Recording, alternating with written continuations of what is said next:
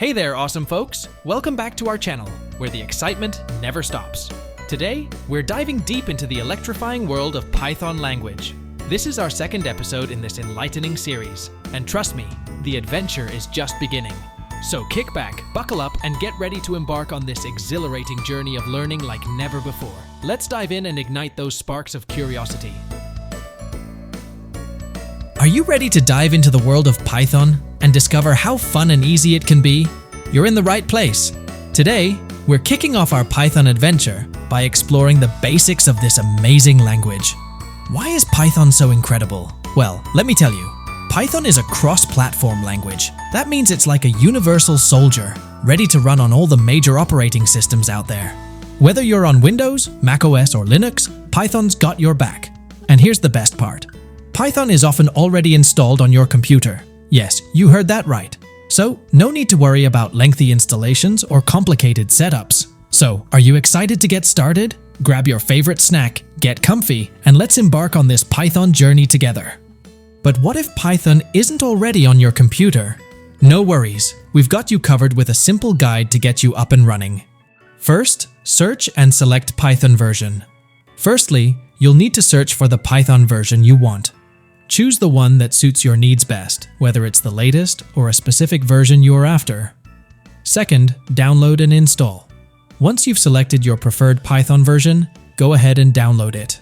The installation process is usually straightforward and user-friendly. Third, basic configuration for smooth running. To ensure Python runs smoothly on your system, there are a few basic configurations to set up. Environment variables in Windows OS. You can configure environment variables to make Python accessible from any directory in the command prompt. Path configuration. Adding Python to your system's path allows you to run Python from the command prompt without specifying its full path. These configurations might sound technical, but don't worry. We'll walk you through each step, making it easy peasy. Ready to get your Python environment set up? Let's do this. How to choose the right IDE for Python. Choosing the perfect IDE, integrated development environment, for Python can seem daunting with so many options out there. But fear not. Here are some tips to help you pick the one that's just right for you. First, user-friendly interface. Look for an IDE with an intuitive and user-friendly interface. You'll want something that feels comfortable and easy to navigate. Second, features and tools. Consider the features and tools offered by the IDE. Does it have code completion, debugging tools, and integrated terminal? These can be incredibly helpful for writing and debugging Python code. Third, compatibility.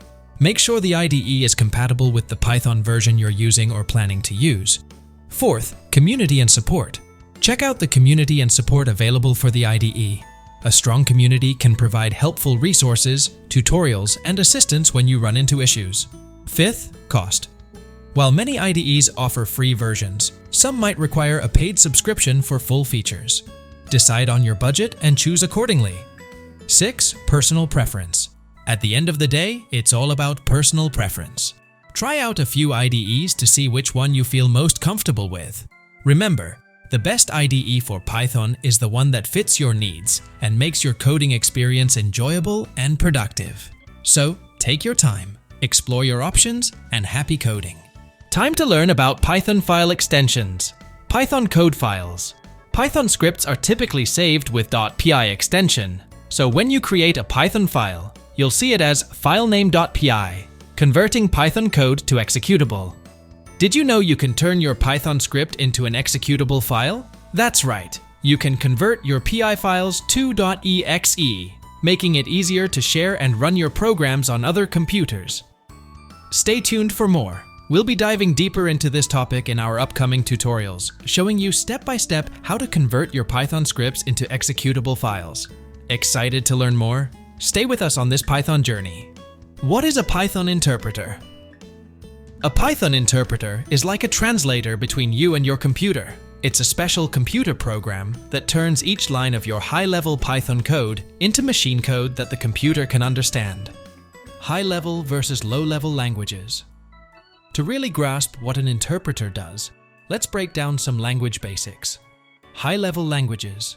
These are languages like Python, designed to be closer to human language. They allow programmers to focus on the logic and commands without worrying about the nitty-gritty details of machine operations.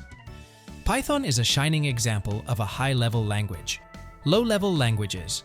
Machines, on the other hand, speak in low-level languages, which are strings of bits, 1s and 0s. Imagine trying to write or read a program using just 1s and 0s. It's like deciphering a secret code. Bridging the gap with an interpreter? So, how do we connect these two worlds? That's where the Python interpreter comes in.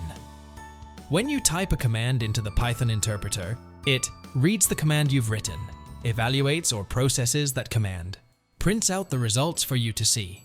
Then, it's ready to read your next command. By using an interpreter, we can write code in a language we understand, like Python, and let the interpreter handle the translation into machine code. It's like having a personal language translator for your computer programming needs. Isn't that a cool way to communicate with your computer? Don't miss out. Hit that subscribe button and join the adventure.